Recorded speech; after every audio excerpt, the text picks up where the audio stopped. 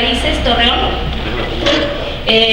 Básicamente lo que buscamos es que todo aquel ciudadano que sea artesano, chef, barman, acuda aquí a nuestra casa de campaña y hagamos juntos un proyecto para tener algo distintivo de nuestra comarca lagunera. Ustedes saben que hemos perdido un poquito las tradiciones y no tenemos nada arraigado, entonces buscamos que sea esta convocatoria pública. Ahí vienen todos los datos. Nosotros buscamos que ustedes como medios de comunicación le den difusión para que todos nos podamos involucrar en este proyecto que vamos a encabezar el PRD y una servidora. La Dirección Nacional del PRD le está dando mayor importancia, una importancia estratégica a las entidades del norte y a aquellos municipios que son particularmente estratégicos, como es el caso de Torreón. No tengo que añadir acerca de la importancia de este municipio en el norte del país y en toda la República. Y por eso, como en otros municipios, en Torreón hemos logrado tener candidaturas como la de Isabel, candidaturas en primer lugar de personas jóvenes, porque intentamos, y creo que lo estamos logrando con ello, que se tenga una nueva visión sobre el PRD a partir de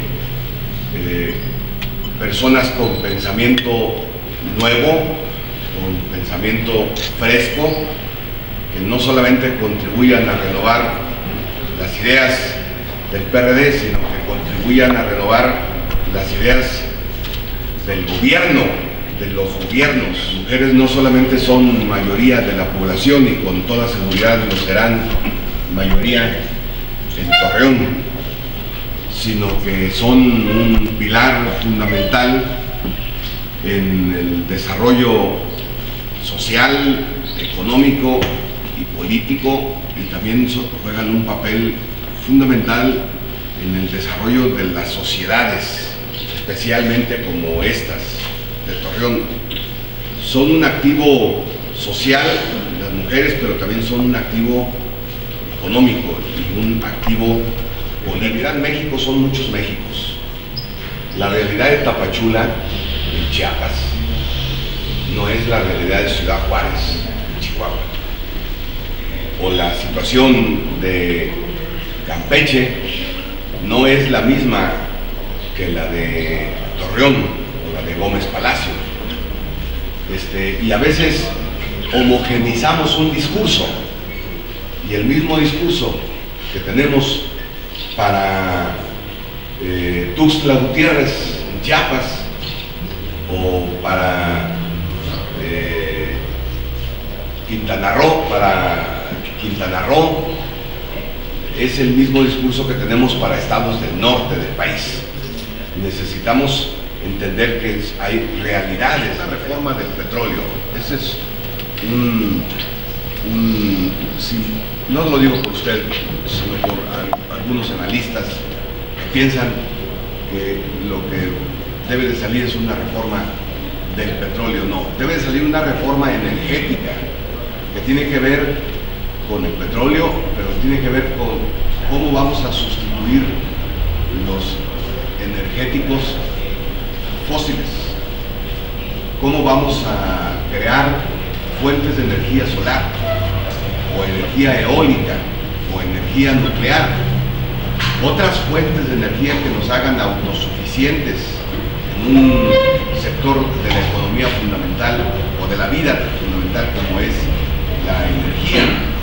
Entonces se trata no de una reforma como algunos la reducen a si hay participación privada en exploración en aguas profundas.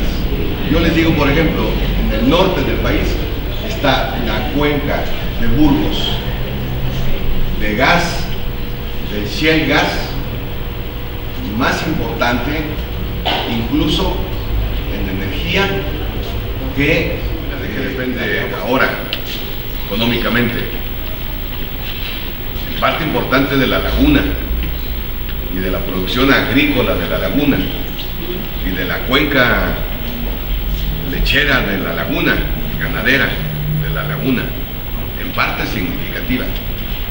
Las minas de carbón en el norte están sobreexplotadas o mal explotadas y se está agotando el agua de la laguna. Se está agotando el agua de la laguna, que era la fuente principal de su crecimiento y de su riqueza.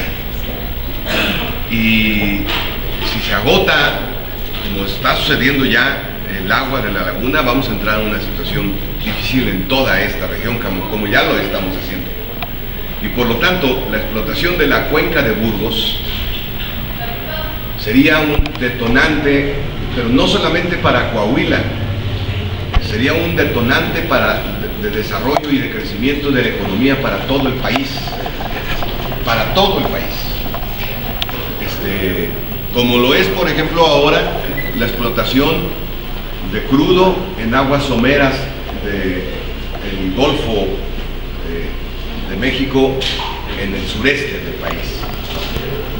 Pero la explotación del shale gas en la cuenca de Burgos, que abarca Coahuila y otros estados de la República, sería un extraordinario detonante para la economía del estado, pero para la economía de todo el país.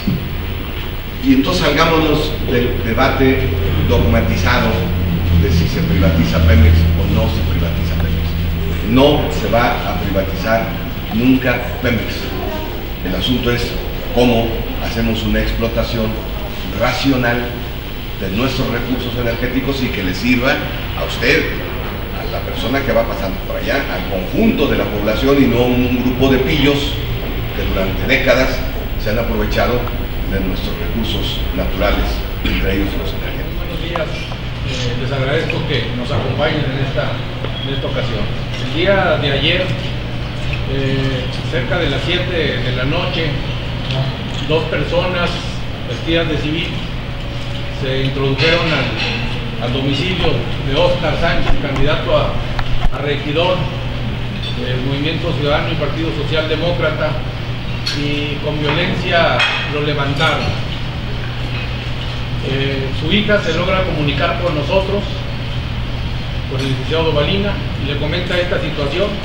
Le comenta que una camioneta blanca RAM de doble cabina, nos proporciona el número de placas, se lo llevó.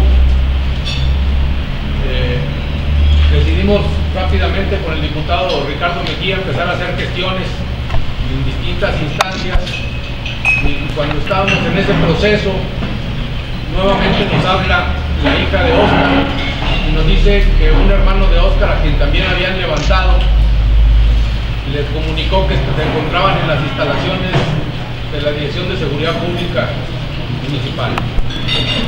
Nos trasladamos a esas instalaciones, el diputado Ricardo Mejía, el licenciado Balina, el ingeniero Poblano y su servidor, y nos dicen que ahí no tienen detenido a nadie. Nos dicen que ahí no hay camionetas que no estén pintadas como patrulla, que no hay camionetas blancas, que puede ser que lo hayan detenido otras instancias policíacas como las estatales. Pedimos hablar con el responsable y nos dicen que tenemos que esperar a que nos comuniquen a buscarlo. En ese tiempo de espera, Óscar logra hablar por teléfono nuevamente con nosotros y nos dice que ahí está, en las instalaciones de seguridad pública, pero que ya se dieron cuenta que estamos llegando nosotros y lo pretenden trasladar clandestinamente a otro lado. Cuando esto pasa, yo salgo de las instalaciones y me encuentro con que la camioneta blanca está saliendo de estas instalaciones por la parte de atrás, y del lado derecho de la camioneta iba Óscar. Yo empiezo a seguir a la camioneta y unos cuantos cientos de metros adelante, intempestivamente se para, detiene su marcha, se baja y en una actitud agresiva y amenazadora con la mano en el arma, me reclama a gritos que por qué lo estoy siguiendo. Yo le digo que lo sigo porque está llevándose a un amigo mío que es además regidor de mi planilla, y que estábamos en seguridad pública y nos decían que no lo tenían allá y que temo por su integridad física. Con palabras altisonantes me dice que no lo siga porque me voy a tener las consecuencias. Se suben a la camioneta nuevamente y emprenden veloz marcha. Yo lo sigo atrás, y en algún momento ellos deciden dar vuelta en una calle. Para esto disminuyen su velocidad.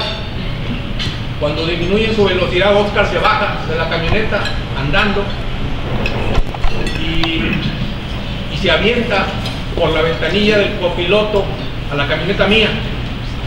Le doy rápidamente en reversa y emprendemos la huida. Adelante ellos ya estaban pidiendo refuerzos. Alrededor de unos 150 metros estaba otra patrulla que estaba batallando por el tráfico, y entre los dos nos persiguen. La patrulla, la camioneta blanca desaparece y la persecución la continúa solamente la patrulla de la policía municipal.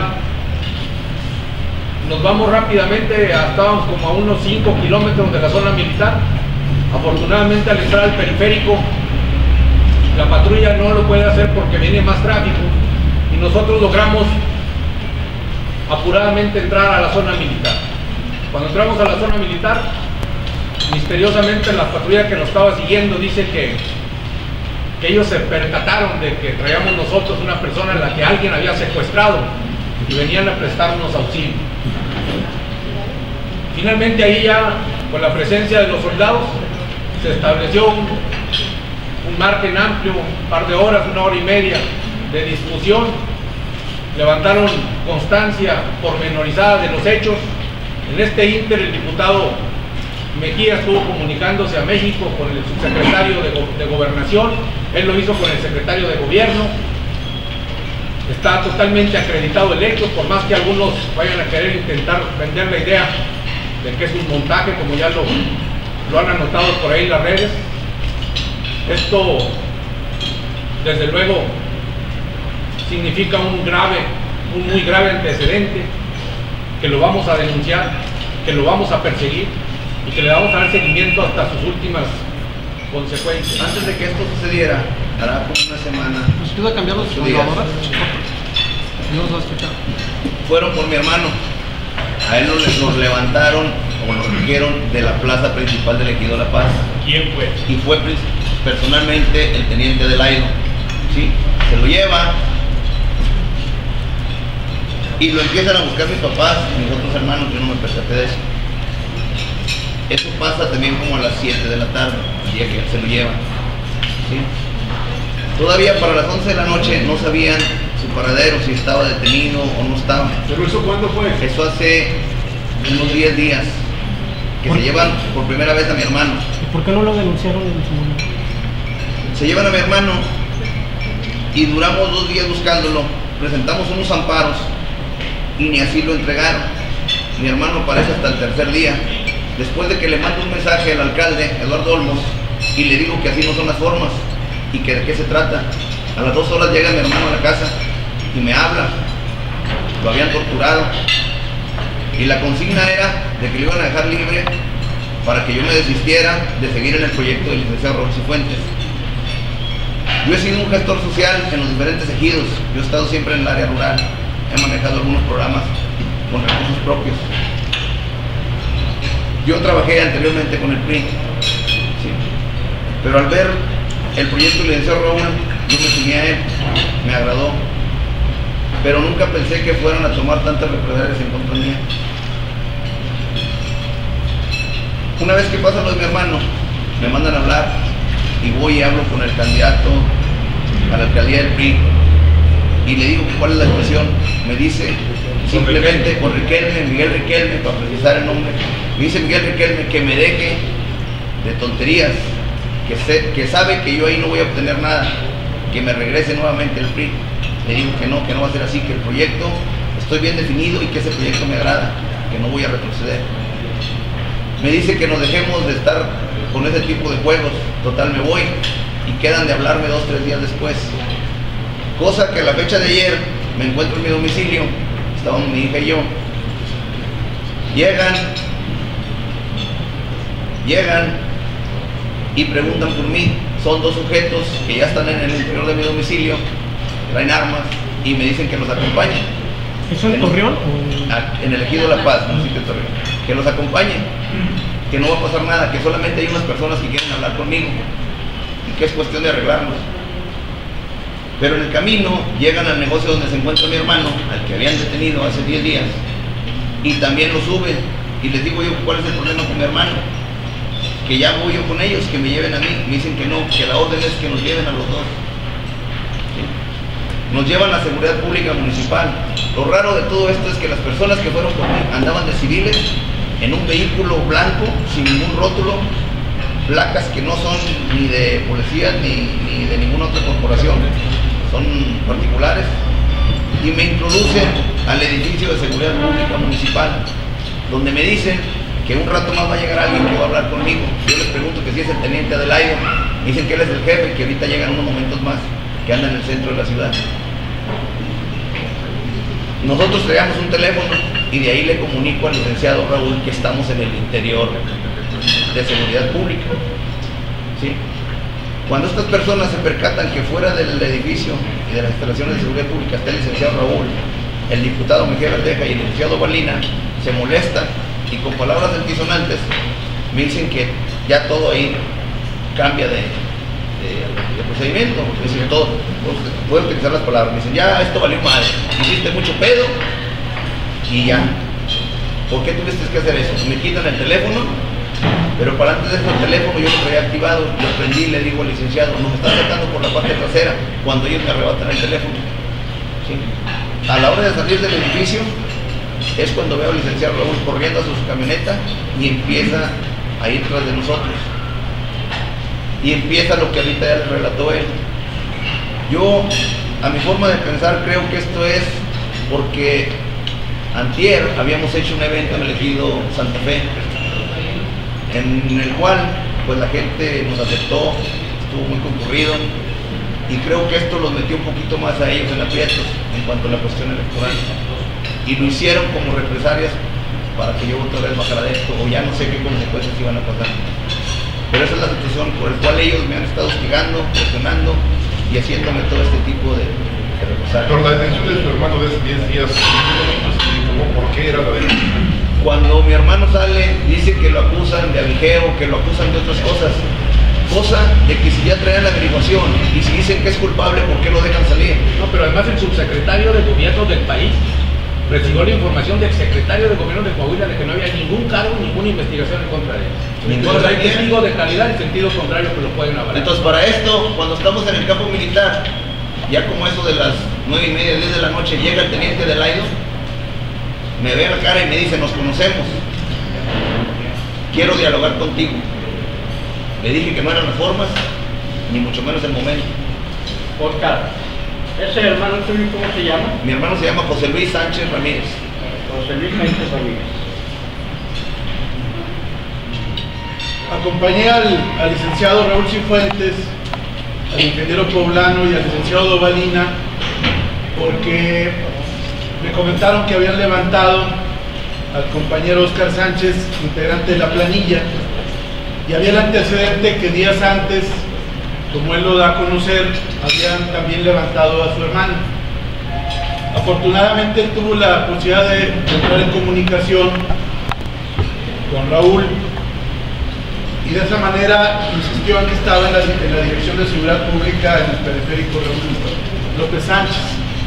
Llegamos con el licenciado Cifuentes desde la entrada, preguntamos por el compañero Oscar Sánchez, nos lo negaron, fuimos al módulo de información, volvimos a preguntar, nos lo negaron, como aquí se reseña, dijeron que ahí no se detenía gente, que no había separos y que no había ninguna patrulla de las características que nosotros comentamos. Frente a ello insistimos en que queríamos entrevistarnos con el director de Seguridad Pública Municipal, teniente Adelaido Flores. Nos lo negaron diciendo que no se encontraba. Insistimos en ello y que había un secretario de él, pedimos entrevistarnos con el secretario y nunca salió el secretario. Frente a ello, tuvimos la duda de si estaba ahí o no, pero nos lo volvió a reconfirmar que estaba. Cuando volvemos al módulo de información y les afirmamos que ahí estaba, es cuando se dan los hechos de que lo tratan de sacar clandestinamente por la parte de atrás. Frente a ello, como ya lo reseñó el licenciado Cifuentes, él sale, ve que la camioneta blanca va saliendo y la sigue.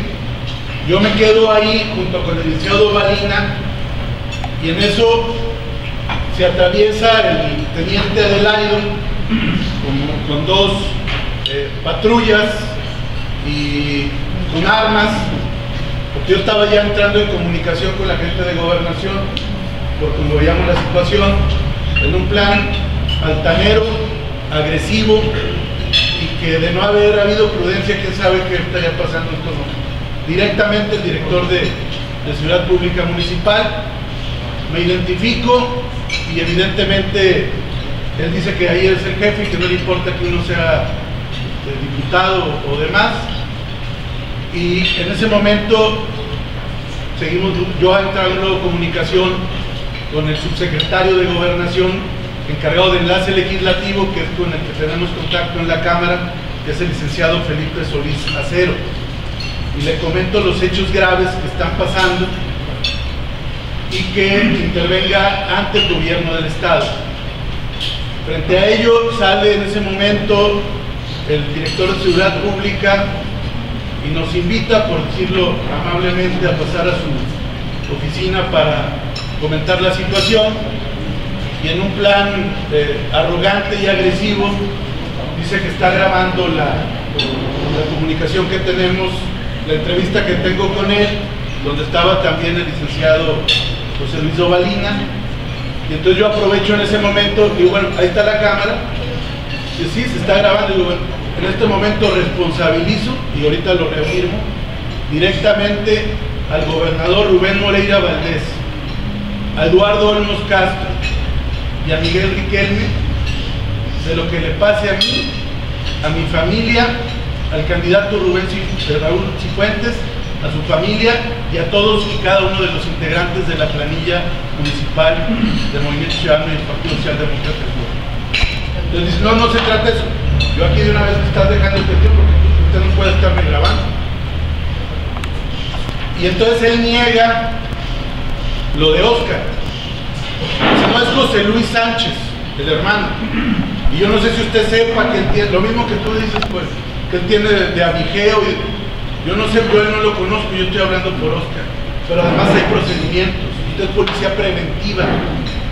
Usted no es Ministerio Público ni policía ministerial para andar deteniendo nada.